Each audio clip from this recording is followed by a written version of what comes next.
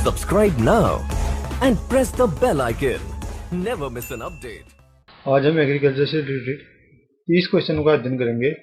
ये क्वेश्चन बहुत बार आपके क्या है, आपका एग्रीकल्चर के एग्जाम में ARO, ADO और क्या है आपका बिहार बोर्ड के क्या है एग्रीकल्चर के एग्जाम में बहुत बार और राजस्थान के एग्रीकल्चर बोर्ड में पूछा गया है। ठीक है, एक एक करके क्या करेंगे, इनका क्वेश्चन पढ़ेंगे, उसके बाद क्या करेंगे, आपका उत्तर देखेंगे। ठीक है, तो चलते हैं क्वेश्चन की ओर। ठीक, आपका पहला क्वेश्चन है, विश्व में निम्नलिखित फसलों में से किस फसल का कृषिगत क्षेत्र सबसे अधिक है। क्वेश्चन है, विश्व में निम्नलिखित फसलों में से किस फसल का कृषिगत क्षेत्र सबसे अधिक है। किस फसल का है आपका, ऑप्शन ए दे रखा है चावल का, ऑप्शन बी दे रखा है गेहूं का, ऑप्शन सी दे रखा है जौ का, ऑप्शन डी दे रखा है आपका बाजरे का। ऑप्शन इसका क्या है आपका बी, बिल्कुल ऑप्शन बी क्या है आपका बिल्कुल सही उत्तर है। गेहूं का ही क्या है आपका जो क्या है कृषि का क्षेत्रफल है वो क्या है आपका सबसे अधिक है। ठीक है, क्या है आपका कृषि का क्षेत्रफल किसका है आपका गेहूं का सबसे अधिक है। ठीक, उसके बाद चलेंगे आपका नेक्स्ट क्वेश्चन की ओर। नेक्स्ट क्वेश्चन,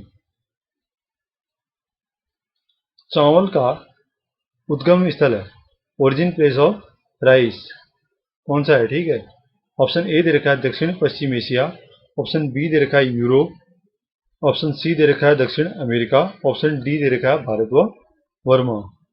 तो इसका कौन सा उत्तर सही है आपका, ऑप्शन डी बिल्कुल सही उत्तर है। भारत व वर्मा क्या है आपका चावल का क्या कहता था आपका उद्गम क्षेत्र या ओरिजिन प्लेस। सबसे पहले चावल कहाँ गया था आपका भारत और या वर्मा, इसका क्या है सही ऑप्शन है। ठीक है, उसके बाद क्वेश्चन नंबर थर्ड। ठीक है, क्वेश्चन नंबर थर्ड, विश्व में चावल का सर्वाधिक क्षेत्रफल भारत में है जो कि लगभग है। ठीक है, अब हमको ये बताएगा, हमको ये देखना है कि इसमें क्या है भारत में जो चावल का सर्वाधिक क्या आपका क्षेत्रफल है वो कितनी मिली हेक्टेयर है। ठीक है, ऑप्शन ए दे रखा है 26 मिली हेक्टेयर, ऑप्शन बी दे रखा है 36 मिली हेक्टेयर, ऑप्शन सी दे रखा है आपका 45 मिली हेक्टेयर, ऑप्शन डी दे रखा है आपका 50 मिली हेक्टेयर।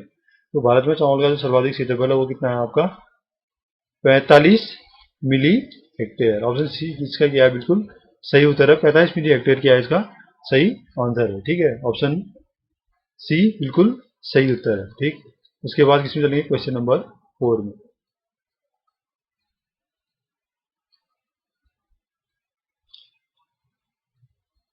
क्वेश्चन नंबर 4, चावल की उत्पादकता सबसे अधिक किस राज्य में है।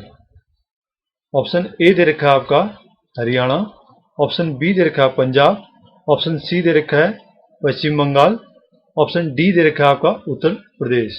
बहुत बार क्वेश्चन पूछा भी गया है आपका एग्रीकल्चर के एग्जाम में, चावल की उत्पादकता सबसे अधिक किस राज्य में है, हरियाणा, पंजाब, पश्चिम बंगाल, उत्तर प्रदेश। तो ऑप्शन क्या है आपका बी बिल्कुल सही उत्तर है इसका।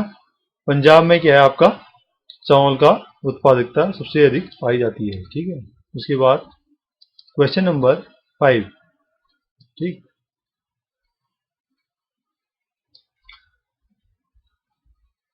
क्वेश्चन नंबर 5, ओराइजा वंश में कुल कितनी स्पीशीज शामिल है।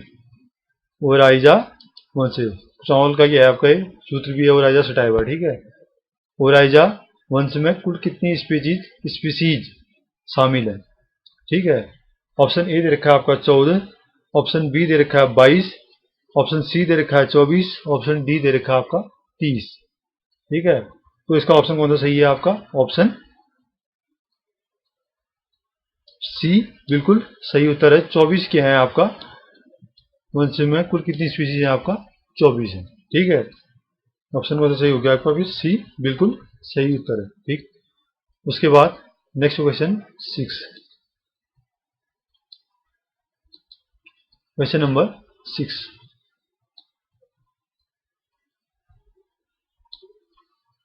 Oryza glaberrima, oryza glaberrima species की किस्में किस जगह पर पाई जाती हैं। ओराइजा ग्लेबेरिमा स्पीशीज की किस्में किस जगह पर पाई जाती हैं।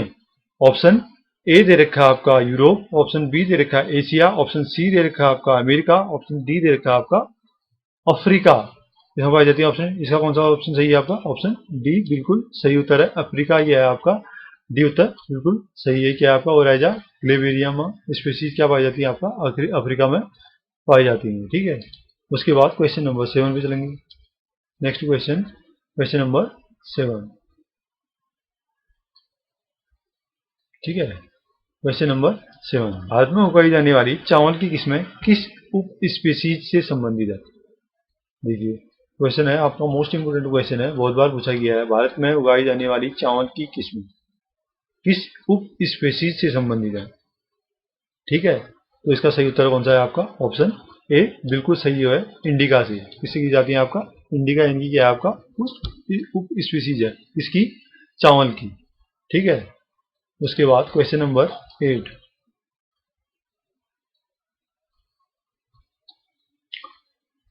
क्वेश्चन नंबर 8, इंडोनेशिया में उगाई जाने वाली चावल की किस्में किस सब स्पीसीज से संबंध रखती हैं? इंडोनेशिया में उगाई जाने वाली चावल की किस्में किस सब स्पीसीज से संबंध रखती हैं? ऑप्शन ए दे रखा है आपका ओराइजा ग्लेवेरिमा से। ऑप्शन बी दे रखा ओराइजा सेटाइवा इंडिका से। ऑप्शन सी दे रखा ओराइजा सेटाइवा जापोनिका से। ऑप्शन डी दे रखा ओराइजा सेटाइवा जेवेनिका से। ठीक है, तो इसका ऑप्शन कौन सा सही है आपका? डी। डी बिल्कुल सही उत्तर है। ओराइजा सेटाइवा जेवेनिका क्या है? बिल्कुल सही उत्तर है। तो इसका ऑप्शन क्या हो गया? डी बिल्कुल सही है। ठीक है, उसके बाद क्वेश्चन नंबर, नेक्स्ट क्वेश्चन चलेंगे क्वेश्चन नंबर 9 में। चावल उगाने के अपरंपरागत क्षेत्र, नॉन ट्रेडिशनल एरिया, ठीक है, कौन से हैं? चावल उगाने के अपरंपरागत क्षेत्र कौन से हैं? इनमें से कौन सा क्षेत्र ऐसा जो क्या है आपका चावल उगाने का क्या है? अपरंपरागत स्रोत है। ठीक है, ऑप्शन ए दे रखा है पंजाब व हरियाणा। ऑप्शन बी दे रखा है उत्तर प्रदेश व बिहार। ऑप्शन सी दे रखा है पश्चिम बंगाल व उड़ीसा। ऑप्शन डी दे रखा है तमिलनाडु व आंध्र प्रदेश। तो ऑप्शन ए इसका क्या है आपका? बिल्कुल सही उत्तर है, पंजाब और हरियाणा क्या है चावल उगाने की क्या है आपका? अपरंपरागत क्षेत्र है। ठीक है, उसके बाद क्वेश्चन नंबर किसमें चलेंगे आपका? 10 में। बहुत बार क्वेश्चन पूछा गया, बहुत मोस्ट इंपोर्टेंट क्वेश्चन है। ठीक है, चावल के पुष्पक्रम को कहते हैं। ठीक है, चावल के पुष्पक्रम को कहते हैं, क्या कहते हैं आपका? ए ऑप्शन दे रखा है पेनिकल। बी ऑप्शन दे रखा है स्पाइकलेट्स। सी ऑप्शन दे रखा है बाली। डी ऑप्शन दे रखा है सिलिकुआ। तो इसका ए ऑप्शन क्या है? बिल्कुल सही उत्तर है, पेनिकल बोलते हैं किसके? आपका चावल के पुष्पक्रम को क्या बोला जाता है आपका? पेनिकल बोला जाता है। ठीक है, चावल के पुष्पक्रम को क्या बोलते हैं? पेनिकल बोला जाता है। उसके बाद next question, question number 11। Question number 11, छिलके वाले चावल को कहते हैं। क्वेश्चन नंबर 11, छिलके वाले चावल को कहते हैं। ऑप्शन ए दे रखा है सफेद चावल। ऑप्शन बी दे रखा है भूरा चावल। ऑप्शन सी दे रखा है लाल चावल। ऑप्शन डी दे रखा है आपका ग्रे चावल। तो इसका ऑप्शन कौन सा सही है आपका? बी, भूरा चावल को क्या बोलते हैं आपका? छिलके वाला चावल बोला जाता है भूरा चावल। ठीक है, तो इसका ऑप्शन क्या है आपका? बी बिल्कुल सही उत्तर है। उसके बाद क्वेश्चन नंबर किसमें लेंगे आपका? 12 में। नेक्स्ट क्वेश्चन, धान की फसल के लिए उपयुक्त जलवायु है। ठीक है, ए ऑप्शन दे रखा है गर्म व उष्ण जलवायु, warm and humid. B option दे रखा है बहुत गर्म व उष्ण जलवायु, हॉट एंड ह्यूमिड। शुष्क व बहुत गर्म जलवायु। ऑप्शन डी दे रखा है ठंडी व शुष्क जलवायु। तो 12 का इसका ऑप्शन कौन सा सही है आपका? बी बिल्कुल सही उत्तर है, बहुत गर्म व उष्ण जलवायु। बहुत गर्म व उष्ण जलवायु किसके लिए चाहिए होती है आपका? धान की फसल के लिए क्या पाई जाती है आपका? उष्ण जलवायु। ठीक है, बहुत गर्म व उष्ण जलवायु क्या है इसके लिए मुख्यतः पाई जाती है, तभी क्या है आपका धान का उत्पादन अच्छी तरह से हो पाता है। ठीक है, उसके बाद क्वेश्चन नंबर किसमें चलेंगे आपका? 13 में। मोस्ट इंपोर्टेंट क्वेश्चन है आपका। ठीक है, क्वेश्चन नंबर 13। क्वेश्चन नंबर 13 है आपका, चावल के पकने के समय तापक्रम होना चाहिए। ठीक है, चावल के पकने के समय तापक्रम होना चाहिए। ठीक, चावल के पकने के समय तापक्रम होना चाहिए। तो ये बी हो रखा है। ठीक है, बी ऑप्शन दे रखा है आपको 26.5 से 29.5 डिग्री तक। ए ऑप्शन दे रखा है 21 से 37 डिग्री सेंटीग्रेड तक। ई ऑप्शन दे रखा है आपका 20 से 25 डिग्री सेंटीग्रेड। डी ऑप्शन दे रखा है आपका 15 से 20 डिग्री सेंटीग्रेड। सी का इसमें क्या हुआ आपका ई हुआ है, तो इसका ऑप्शन कौन सा है आपका 13वें का सी ऑप्शन बिल्कुल सही है। क्या आपका 20 से 25 डिग्री सेंटीग्रेड किसका होता है, चावल के पकने का तापक्रम होता है। ठीक है, next question, question number 14। Pradipti Kalita के आधार पर धान एक पौधा है। ठीक है, पहचानना है प्रदीप्ति कालिता के आधार पर धान किस प्रकार का पौधा है। ठीक है, 14 क्वेश्चन का ऑप्शन दे रखा है ए दीर्घ प्रदीप्ति काली, ऑप्शन बी दे रखा है अल्प प्रदीप्ति काली, ऑप्शन सी दे रखा है आपका उदासीन, ऑप्शन डी दे रखा है इंटरमीडिएट। ठीक है, 14 का आपको आंसर ढूंढना है कौन सा इसमें से क्या है आपका सही उत्तर है। ऑप्शन बी बिल्कुल सही है। क्या है आपका अल्प प्रदीप्ति काली। अल्प प्रदीप्ति काली का मतलब कम। ठीक है, कम ऊष्मा की जो आपकी क्या है सूर्य की आवश्यकता, यानी कि अल्प मात्रा, उससे भी क्या होता है आपका धान के पौधे के लिए आवश्यक या पाई जाती है या होती है। ठीक है, उसके बाद क्वेश्चन नंबर पूछेंगे नेक्स्ट क्वेश्चन 15 में। अश चावल की बुआई का समय है। अश चावल एक प्रजाति किसकी आपको चावल की, अश चावल की बुआई का समय है। क्वेश्चन नंबर 15, ऑप्शन ए दे रखा है नवंबर और दिसंबर, ऑप्शन बी दे रखा है जून व जुलाई, ऑप्शन सी दे रखा है मई व जून, ऑप्शन डी दे रखा है मार्च व अप्रैल। ठीक है, तो पढ़ने का कौन सा सही उत्तर है आपका, ऑप्शन सी बिल्कुल सही उत्तर है। मई व जून क्या है इसका अश चावल की बुआई का क्या होता है मुख्य समय होता है। ठीक है, मई व जून। उसके बाद क्वेश्चन नंबर 16,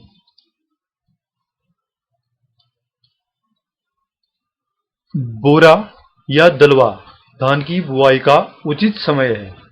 बोरो या दलवा धान की बुआई का उचित समय है। ऑप्शन ए दे रखा है नवंबर व दिसंबर, ऑप्शन बी दे रखा है मई व जून, ऑप्शन सी दे रखा है जून व जुलाई, ऑप्शन डी दे रखा है मार्च व अप्रैल। 16वें क्वेश्चन का आंसर है आपका ऑप्शन ए, इसका क्या है आपका बिल्कुल सही उत्तर है नवंबर व दिसंबर। नवंबर व दिसंबर इसका क्या है आपका बिल्कुल सही उत्तर है। बोरो या दलवा धान की बुआई का जो समय होता है ना वो क्या होता है आपका नवंबर व दिसंबर के समय में होता है। ठीक है, उसके बाद क्वेश्चन नंबर क्वेश्चन चलेंगे आपका 17 में। ये मोस्ट इंपोर्टेंट क्वेश्चन है आपको। ठीक है, धान की खेती के लिए मृदा का उपयुक्त पीएच मान होना चाहिए। धान की खेती के लिए मृदा का उपयुक्त पीएच मान होना चाहिए। ठीक है, धान की खेती के लिए मृदा का उपयुक्त पीएच मान होना चाहिए। ऑप्शन ए दे रखा है 4 से 6, ऑप्शन बी दे रखा है 5 से 6.5, ठीक है, ऑप्शन सी दे रखा है 6 से 7, या ऑप्शन डी दे रखा है 7 से 9। ठीक है, इसका ऑप्शन क्या है आपका ए बिल्कुल सही है। 4 से 6 क्या होता है आपका इसका धान की खेती के लिए मृदा का क्या होता है उपयुक्त पीएच मान 4 से 6 के बीच में होना चाहिए। ठीक है, उसके बाद क्वेश्चन नंबर किसी चलेंगे आपका 18 में। क्वेश्चन नंबर 18, IR8 धान की किस्म भारत में कहां से प्रचलन में आई थी। IR8 धान की किस्म आपका IR8 कभी पूछ लिया जाता है धान की किस्म कौन सी करके, तो IR8 भी क्या है आपका धान की किस्म भारत में कहां से प्रचलन में आई थी। ठीक है, ऑप्शन ए दे रखा आपका ताइवान से, ऑप्शन बी दे रखा फिलीपींस से, ऑप्शन सी दे रखा आपका इंडोनेशिया से, ऑप्शन डी दे रखा आपका यूएसए से। ठीक है, तो 18 का जो ऑप्शन है आपका बी बिल्कुल सही उत्तर है। फिलीपींस से क्या आया आपका 8 IR8 धान की किस्म क्या आया था आई थी। ठीक है, फिलीपींस इसका क्या है आपका सही उत्तर हो जाएगा। ठीक है, उसके बाद क्वेश्चन नंबर कितने चलेंगे आपका 19 में। निम्नलिखित किस्मों में से धान की कौन सी किस्म ड्वार्फ उत्परिवर्तित है। ठीक है, ड्वार्फ यानी कि छोटी, तो इसमें से कौन सी की है आपका निम्नलिखित फसलों में से धान की कौन सी किस्म ड्वार्फ है। ठीक है, ड्वार्फ उत्परिवर्तित है। ठीक, तो कौन सी है आपका ये ऑप्शन दे रखा IR8, ऑप्शन बी दे रखा जया, ऑप्शन सी दे रखा पूसा 221, ऑप्शन डी दे रखा आपका जगन्नाथ। तो इसका ऑप्शन क्या है आपका डी बिल्कुल सही उत्तर है। जगन्नाथ क्या है आपका ड्वार्फ उत्परिवर्तन किस्म है किसकी आपका धान की। ठीक है, डी ऑप्शन बिल्कुल सही हो जाएगा, सही कर लेंगे इसको आप। ठीक, उसके बाद क्वेश्चन नंबर 20 में। धान की बुआई की बुरकाव व ड्रिलिंग, ब्रॉडकास्टिंग व ड्रिलिंग विधि में क्रमशः बीज मात्रा चाहिए। ऑप्शन ए दे रखा है आपका 100 व 60 किलोग्राम, ऑप्शन बी दे रखा है 60 व 100 किलोग्राम हेक्टेयर, ऑप्शन सी दे रखा है 45 व 100 किलोग्राम हेक्टेयर, ऑप्शन डी दे रखा है 100 व 45 किलोग्राम हेक्टेयर।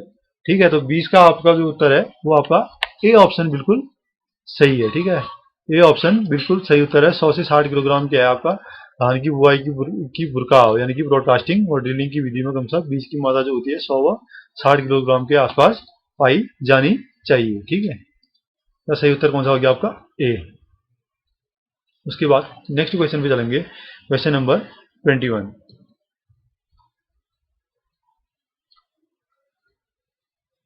क्वेश्चन नंबर 21, धान के 1 हेक्टेयर क्षेत्रफल में रोपाई के लिए कितने क्षेत्रफल में नर्सरी तैयार करना चाहिए। ठीक है, धान के 1 हेक्टेयर क्षेत्रफल में रोपाई के लिए कितने क्षेत्रफल में नर्सरी तैयार करनी चाहिए। ठीक है, कितने क्षेत्रफल में करनी चाहिए आपका ए ऑप्शन दे रखा 100 वर्ग मीटर में, ऑप्शन बी दे रखा है 500 वर्ग मीटर में, ऑप्शन सी दे रखा है 1000 वर्ग मीटर में, ऑप्शन डी दे रखा है आपका 1500 वर्ग मीटर में। ठीक है, ये आपका किसका क्या है आपका सी उत्तर बिल्कुल सही है आपका। 1000 वर्ग मीटर में क्या होनी चाहिए आपका नर्सरी तैयार होनी चाहिए, किसकी आपका धान की। ठीक, उसके बाद नेक्स्ट क्वेश्चन पे चलेंगे। ठीक, क्वेश्चन नंबर 22, भारत में धान की नर्सरी तैयार करने की डेपोग विधि, ठीक है, किस देश में प्रचलन में लाएगी। डेपोंग विधि होती है आपका किसको धान की जो नर्सरी तैयार की होती है वो किसके द्वारा होती है, डेपोंग विधि के द्वारा तैयार की गई होती है। तो इसके लिए जो आपका सही ऑप्शन है वो ढूंढना है आपका। ए ऑप्शन दे रखा है इंडोनेशिया, बी ऑप्शन दे रखा है ताइवान, सी ऑप्शन दे रखा है आपका इजराइल और डी ऑप्शन दे रखा है फिलीपींस। तो 22 का सही उत्तर है आपका डी। इसका भी सही उत्तर कौन सा है आपका फिलीपींस की है आपका। भारत में धान की जो नर्सरी तैयार करने के लिए डेपोंग विधि है कहां से आई है, फिलीपींस से आई है। ठीक है, तो इसका उत्तर सही कौन सा हो गया, डी बिल्कुल सही उत्तर हो गया। ठीक है, नेक्स्ट क्वेश्चन में चलेंगे, क्वेश्चन नंबर 23। क्वेश्चन नंबर 23,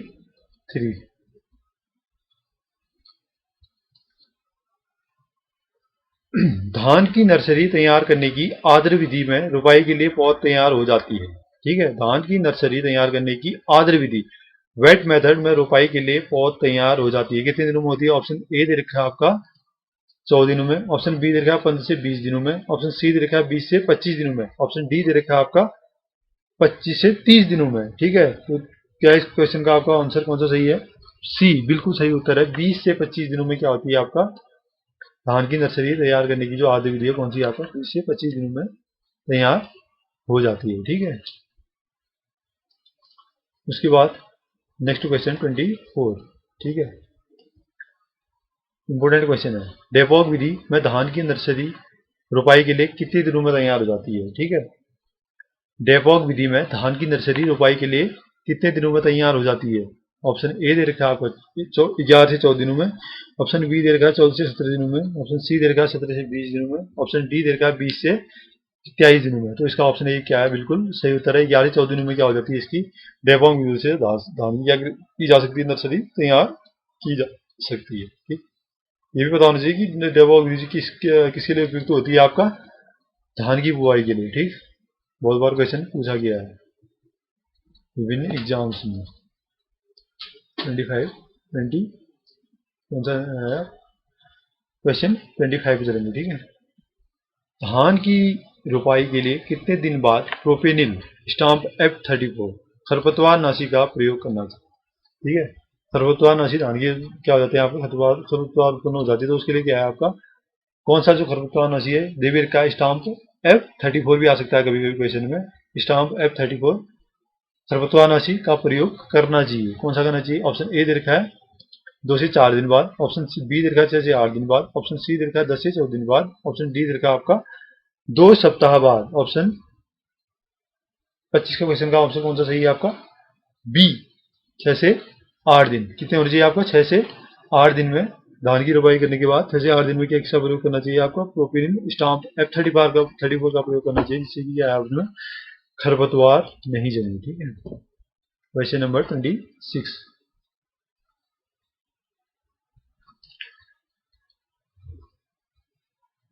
देखिए, ठीक है, क्वेश्चन नंबर 26। धान के पौधे की प्रारंभिक वृद्धि अवस्था में क्रेसेक किस रोग के कारण होता है? क्रेसेक एक रोग है आपका, क्या है, धान में लगता है जो, वो किस रोग के कारण, यानी कि वृद्धि करते समय किस रोग के कारण होता है? ठीक है, रोग का नाम बताना है आपको कौन सा है। ए दे रखा है आपका बैक्टीरियल ब्लाइट, बी एलबीबी बोलते हैं इसको, bacterial leaf streak, B LSB बोलते हैं, सी दे रखा है टुंगरो वायरस, डी दे रखा है आपका फॉल्स स्मर। ठीक है, तो 26 का कौन सा उत्तर सही है आपका? ए, ठीक है, बैक्टीरियल ब्लाइट, ऑप्शन ए बिल्कुल सही है, bacterial blight, B L B भी बोलते हैं इसको। ठीक है, धान के पौधे की प्रारंभिक वृद्धि है उसमें अवस्था में जो क्रेसेक रोग होता है किसके कारण होता है? बैक्टीरिया ब्लाइट के कारण, बी एल बी बोलते हैं जिसको। ठीक है, तो ऑप्शन क्या सही हो गया आपका? ए सही हो गया। ठीक है, तो नेक्स्ट क्वेश्चन है question number 27। Question number 27।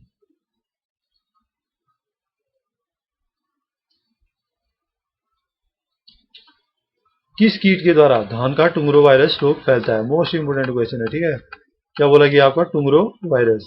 टुंगरो virus किसके कीट के द्वारा क्या है? धान में फैलता है। ठीक है, क्वेश्चन नंबर 27। ठीक है, ए ऑप्शन दे रखा है गाल मीच, बी ऑप्शन दे रखा है लीफ रोलर, सी ऑप्शन दे रखा है green leaf hopper, D option दे रखा है आपका धान मतकन। ठीक है, इसका सी ऑप्शन बिल्कुल सही है, ग्रीन लीफ हार्पर के द्वारा क्या है आपका? धान में टुंगरो वायरस फैलता है। ठीक है, ऑप्शन सी बिल्कुल सही हो गया इसका। ठीक, ऑप्शन सी। इसके बाद क्वेश्चन नंबर, नेक्स्ट क्वेश्चन 28। धान में डेड हर्ट हुआ वाइट हेड किस कीट के प्रकोप में होता है? ठीक है, ऑप्शन ए दे रखा है गाल मिर्च, ऑप्शन बी दे रखा है लीफ रोलर, ऑप्शन सी दे रखा है आपका दली गिडार, ऑप्शन डी दे रखा है आपका तना छेदक। ठीक है, धान में डेड हर्ट व वाइट हेड किस कीट के प्रकोप से होता है? ठीक है, तो इसका डी ऑप्शन बिल्कुल सही है, तना छेदक के द्वारा होता है। किसका होता है आपका? तना छेदक के द्वारा सही होता है। तना छेदक की क्या होता है आपका? ये रोग, ये प्रकोप या रोग होता है। ठीक है, ऑप्शन 28 का डी सही है। ठीक है, उसके बाद क्वेश्चन नंबर 29। धान के पौधों के कल्लू में रुबेला तना या प्याजी पत्ती, सिल्वरी सूट और ओनियन लीफ लक्षण किस कीट के कारण होते हैं? ठीक है, ऑप्शन ए धान का हिस्पा, ऑप्शन बी गाल मिर्च, ऑप्शन सी सफेद मक्खी, ऑप्शन डी दे रखा आपका धान मुतकू। ठीक है, ऑप्शन ए धान का हिस्पा, ऑप्शन बी गाल मिर्च, ऑप्शन सी सफेद मक्खी, ऑप्शन डी दे रखा आपका धान मुतकू। ठीक है, 29 का बी बिल्कुल सही उत्तर है, गाल मिर्च। यह आपका गाल मिर्च के द्वारा क्या है आपका? धान की पत्तों में रुपाला तना जो या प्याजी पत्ती हो जाती है, जिसको बोलते हैं क्या आपका? सिल्वरी सूट और ओनियन लीफ भी बोलते हैं। तो ये रोग उत्पन्न हो जाता है किसके? आपका धान के कल्लों में। किसके कारण होता है? गाल मिर्च। ऑप्शन बी 29 का बिल्कुल सही है। ठीक है, अंतिम क्वेश्चन की ओर चलते हैं, क्वेश्चन नंबर 30। धान के ग्रासी स्टंट रोग, ग्रासी स्टंट डिजीज का वाहक होता है। ऑप्शन ए दे रखा है आपका ग्रीन लीफ हार्पर। ठीक है, ऑप्शन बी दे रखा है आपका, option B brown plant hopper, option C दे रखा है आपका सफेद मक्खी, ऑप्शन डी दे रखा है आपका धान मुतकू। ठीक है, तो इसका सही उत्तर कौन सा है आपका? Brown plant Harper. ठीक है, धान की ग्रासी स्टंट रोग का वाहक कौन सा होता है आपका? Brown plant Harper. क्या है इसका सही उत्तर? है ऑप्शन बी बिल्कुल सही उत्तर हो जाएगा। ठीक है, आपको इसकी पीडीएफ का फाइल मिल जाएंगी आपका कहाँ? डिस्क्रिप्शन बॉक्स के लिंक में मिल जाएंगी। हमारे चैनल को क्या कीजिए, शेयर कीजिए, लाइक कीजिए और आपका कमेंट बॉक्स में भी बताइए कि कैसा लगा आपको हमारा ये वीडियो। ठीक है, धन्यवाद।